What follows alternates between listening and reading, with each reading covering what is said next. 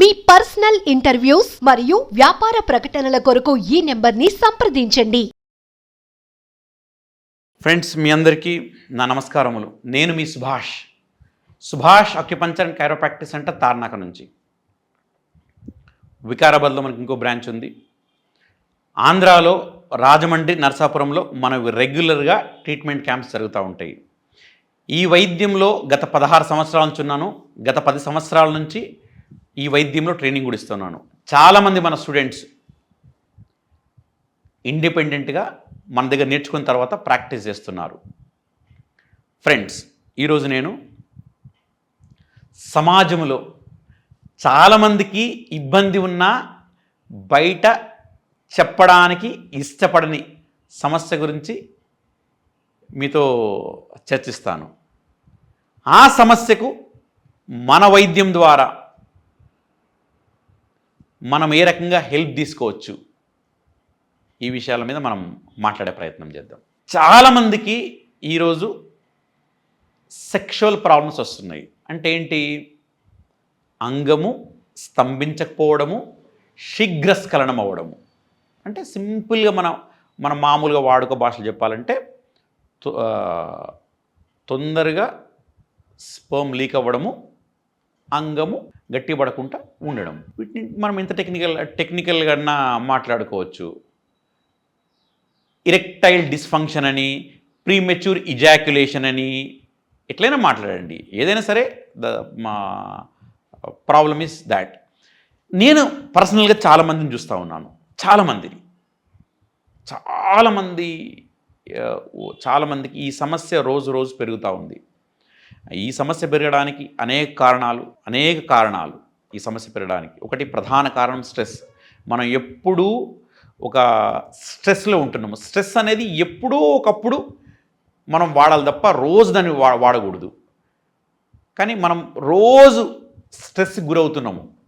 ఇప్పుడు నేను as a డాక్టర్గా ఈరోజు ఎంతమంది పేషెంట్స్ వస్తున్నారు, సో ఎవరు తగ్గింది, ఎవరు తగ్గలేదు, ఓకే, సో మనం ఏం చేయాలి, ఇది ఒక రకమైన స్ట్రెస్.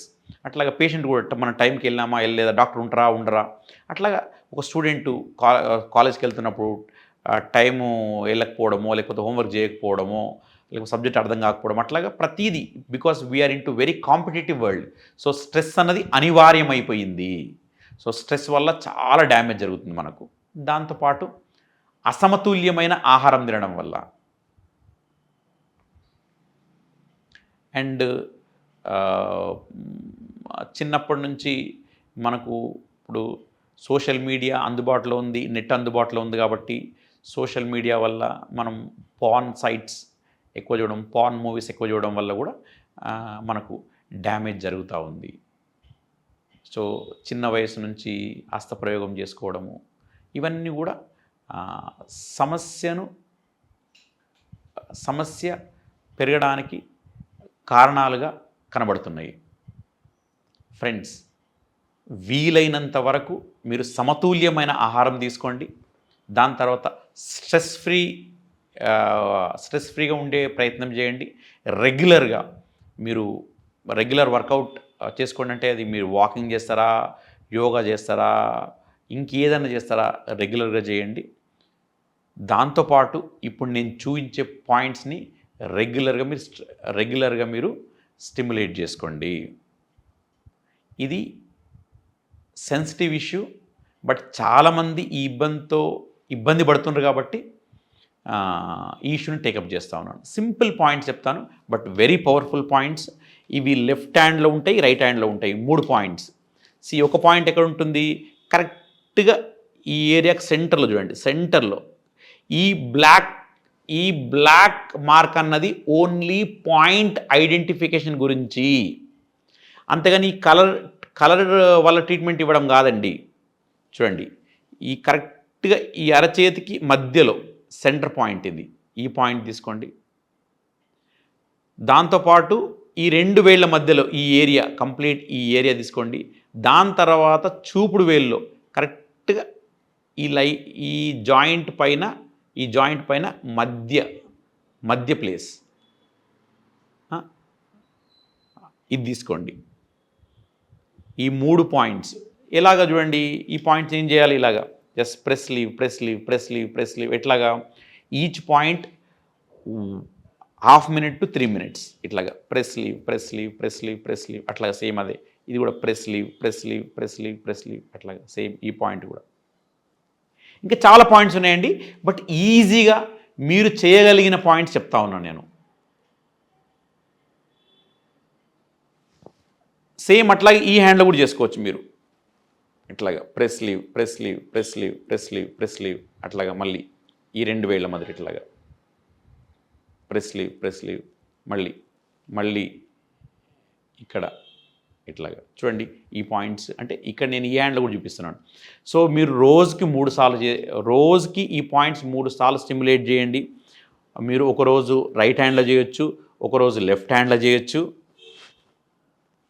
కొంచెం ఎక్కువ చేసినా ఇబ్బంది ఏం లేదు, కానీ చేసేటప్పుడు మనసు దీని మీద పెట్టి చేయండి.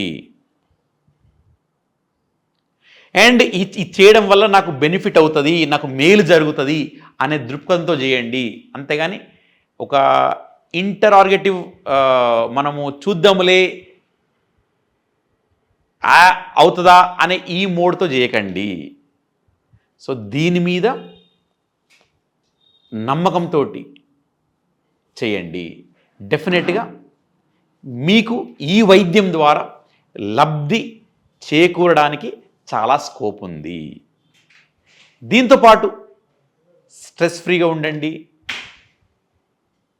నేను చెప్పినట్టుగా సమతుల్యమైన ఆహారం తీసుకోండి.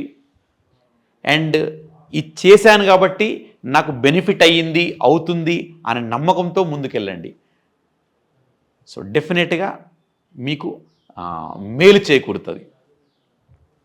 ఫ్రెండ్స్, చాలామంది మన వైద్యం ద్వారా, మన కౌన్సిలింగ్ ద్వారా, ఫుడ్ చేంజెస్ ద్వారా, వాళ్ళ లైఫ్ స్టైల్ చేంజెస్ ద్వారా డెఫినెట్గా వాళ్ళ సమస్య నుంచి చాలా వరకు బాగుపడుతున్న సందర్భాలు ఉన్నాయి. సో కాబట్టి మీరందరూ కూడా మీ ఈ సమస్యకు వీటిని ఒక పరిష్కార మార్గాలుగా ఎంచుకొని జాగ్రత్తగా చేసే ప్రయత్నం చేయండి. ఫ్రెండ్స్, మళ్ళీ ఇంకో వీడియోతోటి మళ్ళీ కలిసే ప్రయత్నం చేస్తాను. అందాక సెలవు మరి.